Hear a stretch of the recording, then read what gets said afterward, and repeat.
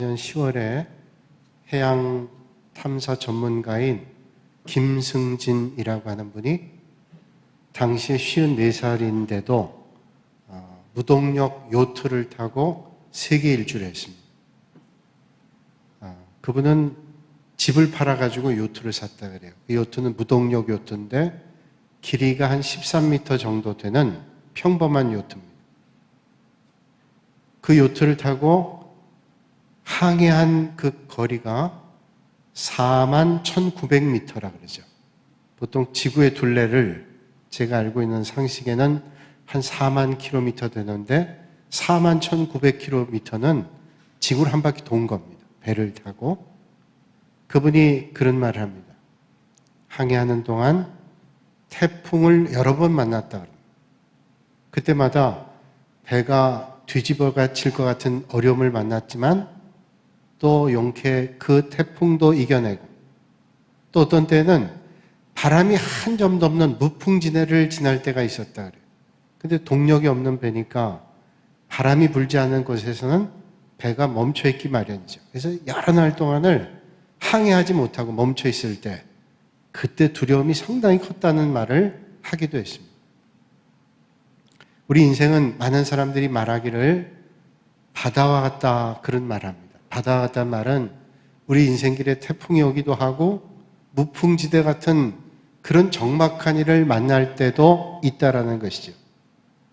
성경이 말씀하는 대로는 인생은 그리 길지 않지만 사람들이 당하는 고난과 어려움은 생각보다 참 많다 그렇게 얘기하죠. 욥기 14장 1절 이하에 인생에 대해서 이렇게 말씀합니다. 여인에게서 태어난 사람은 생애가 짧고 걱정이 가득하며 그는 꽃과 같이 자라나서 시들며 그림자같이 지나가며 머물지 아니하거늘. 이런 세상에서 하나님을 믿는 믿음의 사람들은 어떻게 삶을 살아야 될까요? 고난이 닥칠 때 믿음을 가지고 있는 그리스도인들의 삶의 자세는 어떠해야 될까요? 오늘 이 말씀을 통해서 우리의 믿음의 길 가운데 역사하시는 주님의 은혜를 만나는 이 아침이 되실 수 있기를 바랍니다. 욥은 고난받은 사람 우리가 잘 압니다. 욥은 고난을 받았는데 한 번만 당한 게 아니라 성경을 보니까 여러 번 당했습니다. 하루는 그가 가지고 있었던 많은 재산을 한 번에 잃게 됐습니다. 재산을 잃었을 뿐만이 아니라 그의 자식 10사람이 지붕이 무너져서 한꺼번에 죽었습니다. 뿐만 아니라 그가 육신의 질병을 앓고 있었습니다. 피부병으로 온 몸에 헌대가 나서 기왓장으로 자기의 몸을 긁어댈 정도. 피가 나도 계속 긁고 싶은 그 고통. 그리고 더 극심한 고통은 많은 주변에 있는 사람들이 네가 믿는 하나님이 그렇다면 차라리 저주하고 죽어라 하는 아내의 말과 가까웠던 친구들이 네가 그런 고난을 당하는 것은 네가 죄를 졌기 때문이다 라고 하는 책망의 말들이었어요. 한 번도 아니고 여러 번씩 그런 고난을 당했습니다. 그런데 욥기 1장 1절 이하의 말씀 보면 욥에 대해서 성경은 이렇게 말씀합니다. 우수당에 욥이라 불리는 사람이 있었는데 그 사람은 온전하고 정직하여 하나님을 경외하며 악에서 떠난 자더라. 욥에 대해 말씀하시기를 그는 정직하고 온전하고 하나님을 경외한 사람. 그런데 이처럼 하나님 앞에 경건하게 살기 위해 힘쓰던 욥에게 불행이 닥쳐왔단 말이에요. 참 이상한 일 아니에요? 세상에 악한 사람 그리고 못된 사람이 이런 일을 당했다라 그러면 그 당연한 일이지 그 사람 그렇게 될 줄 알았어 이렇게 우리는 생각할 수 있어요. 그런데 바르게 살던 사람입니다. 하나님께서 인정한 사람이에요. 온전하고 정직한 사람. 물론 완전할 수 없었겠지만 온전하고 정직하다 귀한 일입니다. 그리고 하나님을 경외하고 악에서 떠난 그런 사람이었다는 거예요. 그런데 이런 사람이 고난을 당하는데 한 번도 아니고 여러 번 당합니다. 그러면 욥은 그런 고난을 만났을 때 어떤 반응을 했을까요? 욥기 1장 22절에 이렇게 말씀합니다. 이 모든 일에 욥이 범죄하지 아니하고 하나님을 향하여 어리석게 원망하지 아니하리라. 욥은 죄짓지 않았다는, 입술로 죄짓지 않았겠죠? 또 원망하지 않았습니다. 하나님을 원망하지 않았어요. 어리석게 하나님 왜 그래요? 그리고 원망하지 않았습니다. 사람들이 어려움 당하면 입으로 비방할 때 있고 입으로 죄질 때 있습니다. 또 하나님 원망할 때 있습니다. 내가 믿음으로 살렸는데 왜 이런 어려움을 주세요? 그리고 어리석게 원망할 때도 있습니다. 그런데 욥은 그런 어려움을 여러 번 당했는데도 원망하지도 않고 그리고 입으로 죄를 짓지 않고 어떻게 했어요? 하나님을 예배했습니다. 불행 가운데도 하나님을 예배했대요. 하나님을 높였습니다. 그렇다면 어떻게 하나님을 원망하지 않고 입으로도 죄를 짓지 않았을까요? 그는 하나님의 주권을 인정했습니다. 하나님의 주권을 인정했다는 게 뭘까요? 내 인생의 주인은 내가 아니라 하나님입니다. 내 삶의 걸음을 인도하시는 분도 내가 아니라 하나님입니다. 그러니까 그 하나님 앞에 모든 걸 맡겨드리고 하나님의 인도함을 받았다는 거예요. 때로는 우리 인생길이 이해할 수 없는 길로 나가는 것처럼 느껴질 때가 있습니다. 그러나 그 배후에는 하나님의 섭리가 있지라고 믿는 것이 하나님에게 주권 맡겨드립니다. 어떤 때는 내 생각대로 인생이 되지 않습니다. 애를 쓰고 길을 쓰고 노력을 해도 안 되질 때가 있어요. 그러면 원망하기가 쉽죠. 하나님 계시다면 어떻게 이럴 수 있어? 내가 믿음으로 살고 애를 쓰는데 그건 내가 내 인생의 주인이라는 거예요. 내 인생의 주권은 하나님께 있습니다. 그러니까 잘 되는 것도 하나님의 뜻, 어려움을 만나는 것도 내가 이해할 수 없지만 그 배후에 섭리하시는 하나님의 손길이 있다는 걸 전적으로 맡기는 삶이란. 그래서 우리는 그땐 잘 모릅니다. 왜 이런 일이 있었는지. 그런데 겪어보면 이게 하나님이 그래서 그랬구나. 그런 걸 깨달을 때가 많죠. 믿음이 있는 사람들이 그런 고백합니다. 그땐 몰랐습니다. 그런데 이제 와서 보니까 이게 하나님께서 놀라운 역사를 이루기 위해서 하신 일이구나. 그런 고백을 한단 말이죠. 우리의 시련 가운데서 하나님의 영광스러운 뜻과 계획이 있다는 사실을 그래서 매 순간 깨달아야 돼요. 이스라엘 사람들은 양을 키울 때 염소를 몇 마리씩 우리에 넣어서 키운다 그래요. 양이라고 하는 짐승은 세상의 어떤 짐승과 비교해 볼 때 자기를 보호할 수 있는 무기가 하나도 없습니다. 여러분, 새도 부리가 있고요. 어떤 동물도 자기를 보호하는 능력이 있습니다. 하다못해 자기 색깔을 바꿔서까지도 자기를 보호하기도 합니다. 그런데 양이라고 하는 짐승은 자기 스스로 보호할 능력이 하나도 없대요. 그런데 그 양을 보호할 수 있는 능력은 어디에 있냐? 목자에게 있답니다. 목자. 그러니까 양은 목자에게 초점을 맞출 때 목자의 도움을 받는 거예요. 목자가 양들 사이에 염소를 넣습니다. 양은요, 털이 많아지면 한번 넘어지고 나면 일어날 수가 없답니다. 내버려두면 죽는 거예요. 목자가 돌봐주지 않으면 그대로 죽을 수 있는 짐승이 양입니다. 이 양이 있는데 왜 염소를 넣어놓을 거예요? 뜨거운 햇빛이 내리쬐는데도 양들은 어리석게 햇볕을 피하기 위해 그늘로도 가지 않는다. 식곤증이 먹고 나서 식곤증 생기면 그 자리에 계속 머물고 있다는 게 뜨거운 햇볕 다 받고 얼마나 건강에 안 좋겠어요. 이 염소들이 돌아다니면서 그 뿔로 양들을 들이받는 거예요. 그러면 그때야 양들이 염소 뿔을 피해서 옮겨간다는 거예요. 켈러라고 하는 신학자는 그래서 하나님께서 양인 믿음의 성도들을 인도하는 것이 그런 방법일 때가 있다. 때때로 하나님은 양들을 위해서 염소를 사용하신다. 양을 위해서 염소뿔 가지고 들이받게 합니다. 그런데 그게 양들을 보호하는 하나님의 은혜라는, 하나님의 인도가 어떤 때는 그럴 때가 있습니다. 영의 능력을 가지고 영적인 눈을 가지고 볼 때 이게 하나님이 그래서 역사하셨구나 라고 생각하고 깨닫게 된다는 거예요. 오늘도 여러분, 하나님께서 그런 은혜로 믿음의 성도들을 인도하심을 믿으심으로 오늘 보이는 것으로 보지 않고 영원한 믿음의 눈으로 하나님의 역사를 보시고 발견하고 깨달으실 수 있는 여러분들이 되시기를 주님의 이름으로 축복합니다. 요셉의 삶을 우리는 많이 얘기하죠. 요셉이 하나님의 축복의 약속을 받았는데도 그의 현실은 뭡니까? 애굽의 형들에게 미움받아 팔려가서 종살이 하다가 그 종살이 하는 집에 주인 아주머니가 유혹을 하죠. 내가 하나님 앞에 죄짓지 않겠다. 그랬다 결국 누명 쓰고 감옥에 갔습니다. 감옥에 가서도 하나님께서 인도하심을 믿고 그는 하나님 앞에 죄짓지 않았습니다. 감옥에서 금방 나갈 것 같은 그런 약속을 받았는데도 세월이 흘렀습니다. 그러나 하나님의 인도하심을 믿었어요. 그래서 결국 그는 애굽의 총리가 됐어요. 그 과정 가운데 하나님의 섭리의 손길이 눈동자 같은 돌보심이었지만 그 과정을 겪는 요셉에게는 힘겨운 삶이었을 거예요. 그러나 하나님의 약속을 의심하지 않았습니다. 복음을 전했던 바울이 아시아 전도를 유럽에 복음을 전하게 됩니다. 마게도냐 사람 환상을 보고 그리스라고 하는 나라를 가게 되죠. 복음 전합니다.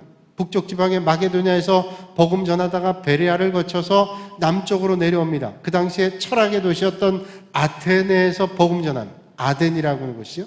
복음 전하고 아레오바고라고 하는 광장에서 많은 철학자들과 논쟁을 합니다. 철학의 도시에서 학문적인 깊이가 있었던 바울이 논리와 학문을 가지고 저들을 대했습니다. 그런데 보세요. 결과는 형편없었습니다. 논쟁으로 저들을 변화시키지를 못했습니다. 그가 아덴을 떠나서 고린도를 향해 가면서 하나님 앞에 철저하게 자기를 내려놓고 고백합니다. 그리고 내가 고린도에 가서는 절대로 세상의 학문과 내 머리로 복음을 전하지 않겠다 작정하고 고린도에 가서 오직 십자가의 복음만 전하겠다. 가서 십자가의 복음 전했어요. 고린도도 아테네 못지않게 철학자들의 도시입니다. 그런데 십자가의 복음만 전했더니 보세요. 아덴과는 전혀 다른 결과를 얻게 됐는데 고린도 교회가 세워지고 많은 사람들이 주님을 영접했어요. 깨닫게 되죠. 십자가에 도밖에 없다라는 사실을 깨달았어요. 거기서 하나님의 섭리를 그는 깨닫게 되는 거예요. 하나님의 계획은 인간의 생각을 초월합니다. 하나님의 섭리는 인간의谋略까지도 거꾸로뜨립니다. 때로는 우리가 어려운 일을 만나고 곤고한 일을 만난다 할지라도 하나님의 섭리하심을 믿고 믿음의 길을 당당하게 걸어갈 때 오늘도 하나님께서 역사해 주시는 줄로 믿으시길 바랍니다. 여러분 어려움 가운데 있으면 욥을 생각해 보는 거예요. 욥이 그 어려움 가운데 계속되는 고난 가운데도 하나님 앞에 예배하고 찬양하는 걸 잊지 않았대요. 하나님께서 그런 사람을 통해서 오늘도 반드시 은혜를 베풀어 주시는 줄로 믿으시길 바랍니다. 어떤 사람이 아주 유명한 바이올린 제작자를 찾아서 물었답니다. 선생님께서 바이올린 만드시는 것은 다른 여타 어떤 사람이 만드는 것보다 악기의 소리가 뛰어납니다. 도대체 어떻게 만드시길래 그렇게 좋은 바이올린 소리가 나게 되는가요? 그때 이 바이올린 제작자가 얘기했답니다. 내가 만든 바이올린은 적어도 내가 생각할 때 다른 어떤 제작자가 만드는 바이올린 재료보다 다릅니다. 보통 평평한 곳이나 골짜기에 있는 나무를 얻어서 그걸 악기를 만들어요. 왜냐하면 악기를 만들 때 평평한 곳 또 골짜기에서 나무 구하기가 쉽잖아요. 그래서 거기서 큰 나무에서 악기를 만드는 재료를 얻는데 자기는 높은 산 험한 곳에서 날씨도 좋지 않고 바람도 불고 태풍도 다 받아내는 그곳에 있는 나무를 가지고 바이올린 만든다는 거예요. 그럼 왜 힘들게 그렇게 어려운 곳에 가서 나무를 구해다가 바이올린 만드냐? 만들고 나면 악기가 틀리다는 거예요. 일단 험한 산악지대 그리고 바람과 그 모든 환경의 어려움을 겪어낸 나무는 그 재질이 아주 촘촘하다는 거예요. 그걸 가지고 악기를 만들면 튼튼하기도 하고 튼튼할 뿐만 아니라 공명이 좋아가지고 이 악기가 뛰어난 악기가 된다는 거예요. 여러분 욥의 고난이 어땠을까요? 한 번으로 끝나지 않았습니다. 계속 시험을 만났습니다.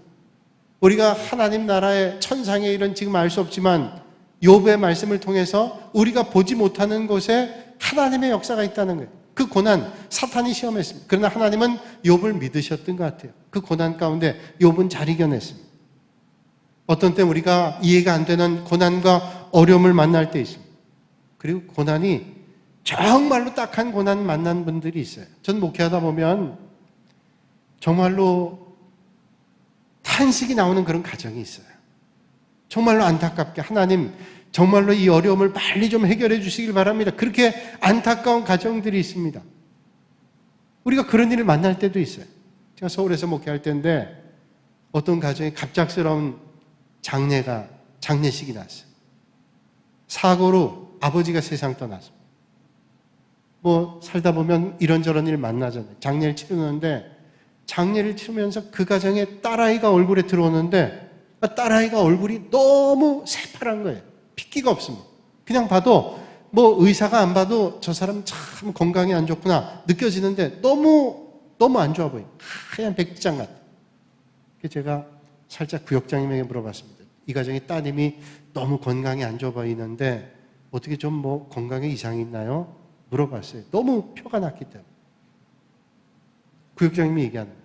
예, 목사님도 아시겠지만 저 얼굴이 보통 얼굴 아니잖아요. 그러면서 병원에서 암 판정 받았는데 8개월밖에 못 산다고 판정받았어요. 그 집에 상이 나면 그 딸 아이가 죽는 걸로 알았는데 교통사고로 그 아버지가 세상. 그리고 몇 달 안 돼서 그 딸 아이 장례 치렀어요. 세상에 이런 기막힌 일이 있어요. 그런 일들도 있습니다. 오늘 그런데도 욥은 그 어려움 겪으면서 한 자식도 아닙니다. 10자식 죽고 자기 병 앓고 있는 거 다 없어지고 그런 어려움을 겪었는데 하나님께 입으로 원망하지 않고 저주하지 않고 비난하지 않고 낙심하지 않고 그 순간에 주님 봤어요. 사탄이 따지듯 말해요. 하나님, 저 욥이 왜 그런지 아세요? 하나님이 이미 울타리를 쳐서 복을 주셨잖아요. 그러니까 안 그랬지. 하나님께서 복을 주지 않고 저주를 줘보세요. 저 금방 인생이 바뀔 겁니다.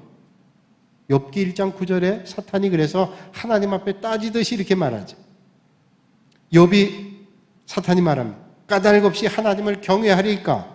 주께서 그와 그의 집과 그의 모든 소유물을 울타리로 두르심 때문이 아니니까. 주께서 그의 손으로 하는 바를 복되게 하사 그의 소유물이 땅에서 넘치게 하셨음이니이다. 이제 주의 손을 펴서 그의 모든 소유물을 치소서. 그러면 틀림없이 주를 향하여 욕하지 않겠나이까? 그 말이에요. 하나님 복 줬으니까 저주하지 않죠. 하나님 비난하지 않죠. 한번 그에게 준 것을 뺏어 보십시오. 틀림없이 하나님 욕할 겁니다. 욥이 어떻게 했습니까? 욥이 이런 고백을 합니다. 욥기 1장 20절에 말씀하죠. 욥이 일어나 겉옷 찢고 머리털 밀고 땅에 엎드려 예배합니다. 겉옷을 찢고 머리를 밀고 하나님 앞에 예배했다는. 여러분, 머리를 깎고 옷을 찢고 뭐예요? 참회하는 겁니다. 절규하는 겁니다. 절규하면서 하나님을 원망했나요? 원망이 나올 수 있는 그 순간에도 그는 하나님 앞에 참회하며 자기를 돌아보며 하나님 앞에 엎드려 예배했습니다. 그리고 그의 입술의 고백을 들어보세요. 내가 못해서 알몸으로 나와 싸운즉 또한 알몸으로 그리로 돌아가올지라. 주신 이도 여호와시오 거두신 이도 여호와시오니 여호와의 이름이 찬송을 받을지니. 주신 분도 하나님이시고 그걸 가져가시는 분도 하나님인데 나는 오직 하나님 찬송하겠다고 하나님을 예배하고 하나님을 찬송하는 믿음의 고백을 하죠. 그리고 욥이 범죄하지 않고 하나님을 원망하지 않았다. 욥은 어떻게 이럴 수 있었을까요? 욥은 인생의 여정에서 어떤 길을 가야 될지 모르는 커다란 고난을 만났지만 그 순간에도 온전히 하나님만 의지했습니다.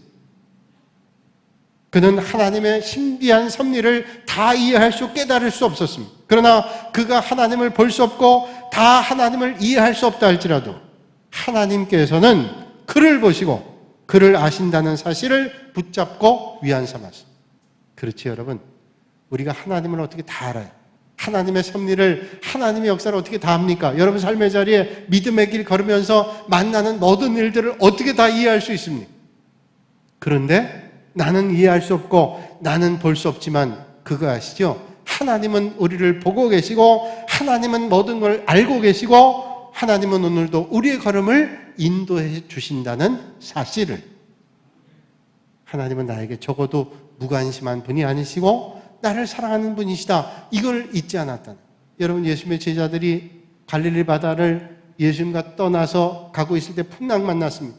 다들 죽겠다고 아우성을 쳤습니다. 그때 산 건너편, 바다 건너편 산 언덕에서 기도하고 계시던 예수님께서는 이미 제자들이 풍랑만난 걸 다 보고 계셨습니다. 그리고 순식간에 그들 곁으로 가시지요. 놀랐던 제자들은 유령이라고 생각했어요. 무리로 예수님께서 걸어오신. 예수님께서 저들을 건져주시죠. 하나님의 은혜로 구해주십니다. 여러분, 오늘도 이 아침에 나의 가는 길 내가 모른다 할지라도 아시는 분이 계신데 그분께서 우리를 단련하신 후에 순금과 같이 인도하시는 하나님의 역사를 기대하시고 믿으실 수 있기를 바랍니다. 오늘 주님께서 내가 가는 그 길을 아시나니 라고 욥은 고백하죠. 내가 가는 길을 그분이 아신다. 하나님께서는 모든 것을 아신다 그랬어요. 욥도 자기 가는 길 몰랐어요. 자식 죽고 물질 다 없어지고 그리고 고통, 육신의 고통을 안고 친구들이 비난하고 아내까지도 하나님 저주하고 죽으라고 조롱했습니다. 그런데 그런 어려운 상황에도 하나님은 아신다라는 사실을 놓치지 않았습니다. 내가 가는 길을 그가 아시나니, 내가 안다는 게 아닙니다. 하나님께서 아시나니. 욥도 자신의 길을 몰랐지만 하나님은 아신다는. 여러분, 오늘 여러분 가는 길 여러분들이 이해가 안 되고 모른다 할지라도 전능하신 하나님께서 알고 계심으로 그 하나님을 붙잡고 의지하실 수 있기를 바랍니다. 인생은 알 수 없는 일로 가득 차 있습니다. 만약에 인생을 우리가 알 수 있는 범위에서 이해한다면 믿음의 길 떠날 사람이 어디 있어요?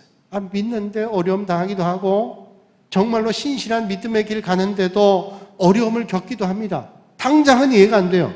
아마 이 세상에서 온전히 이해가 안 되는 일도 있을 거예요. 그러나 주님 앞에 가면 그때는 거울로 비춰지는 게 아니라 실제로 하나님의 역사를 보게 될 거예요. 그때 이해가 될 거예요. 잠언 20장 24절에 말씀하죠. 사람의 걸음은 여호와라 말미암나니 사람이 어찌 자기의 길을 알 수 있으랴. 자기 길을 어떻게 알아요? 사람의 걸음은 누구예요? 여호와로 말미암아요. 하나님께서 인도하시는 거예요. 욥은 그걸 알았습니다. 내가 가는 길 난 모르지만 틀림없이 하나님께서 연단하여 단련하여 나를 숨군같이 만들어 주실 거다. 주님이 원하시는 길 나를 인도하실 거다. 이런 믿음을 가지고 있었어요.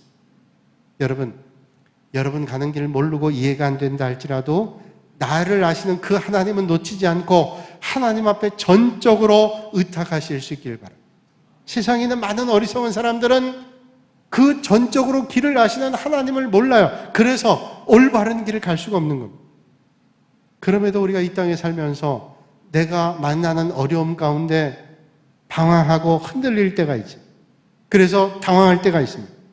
하나님께서 마치 우리를 버리신 것처럼 느껴질 때도 있고 어떤 때는 하나님이 계시지 않은 것처럼 의심이 될 때도 있고 그래서 믿음의 반응보다는 슬그머니 불신의 반응이 일어날 때 있어요. 그때 우린 생각해요. 내가 가는 길 몰라도 하나님께서 내 걸음을 알고 계시지, 보고 계시지, 인도하시지, 이거 놓치면 안 되는 거예요. 워렌 워스비라고 하는 신학자가 있는데 이분이 여러 책을 썼는데 그 책 가운데 헌신하여라 라는 책이 있습니다. 그 헌신하여라는 책에서 이런 말을 합니다. 우리가 살다가 어려움 당하면 사람들은 세 가지 반응이 일어난대요. 첫째는 어려움을 만나면 참고 견디는 겁니다. 지나가겠지. 참고 견뎌. 훌륭한 일이죠. 참고 견디는 거 훌륭한 일. 또 한 부류는 어려운 일을 만나면 도피한답니다. 회피한답니다. 없는 것처럼 생각하거나 아니면 도망가 버린대요. 그 자리를 떠나거나 도망가 버린대요. 회피하는 거. 가장 좋지 않은 방법. 세 번째 방법은 그걸 받아들인다. 받아들이면서 대처하는 거예요. 내가 지금 만난 이 일을 받아들이면서 어떻게 해야 될까? 하나님께 묻고 대응을 한다. 당연히 세 번째 방법이 좋겠죠. 첫 번째 방법, 참고 견디면 참고 견디는 게 능상한이라는 거예요. 그게 습관이 돼가지고 그 문제에서 헤어나오지 못하고 그 인생의 주인이 참고 견디는 게 되는데요. 시련이 그 인생의 주인 된다. 도피하는 것은 말할 것도 없이 그 문제를 받아들이지 않고 이겨낼 방법이 없어요. 그러니까 늘 그 고난 가운데 있습니다. 그러나 그 고난 만날 때 받아들이면서 하나님의 도우심을 구해서 이겨나가는 오늘 이 아침에 어떤 일 만나도 하나님께 도움 구하실 수 있는 여러분들이 되시기를 바랍니다. 시련은 이스라엘 백성들을 인도했던 전형적인 하나님의 방법. 여러분, 하나님께서 하나님 백성을 인도하실 때 어떤 때는 시련 줍니다. 왜 시련 줘요? 그 시련을 통해서 더 하나님을 의지하고 하나님의 인도하심 앞에 맡길 수 있도록 하나님이 시련 줄 때가 있어요. 이스라엘 백성들이 가나안 땅을 향해 갈 때 광야길 갑니다. 광야길 가면서 가나안 땅을 바라보면서 마지막 가나안 땅 목전에 있어요. 그때 모세가 지난 날들을 회고하면서 이런 고백을 하죠. 네 하나님 여호와께서 40년 동안 네게 광야길을 걷게 하신 것을 기억하라. 이는 너를 낮추시며 너를 시험하사 내 마음이 어떠하든지 그 명령을 지키는지 지키지 않는지 알려 하십니다.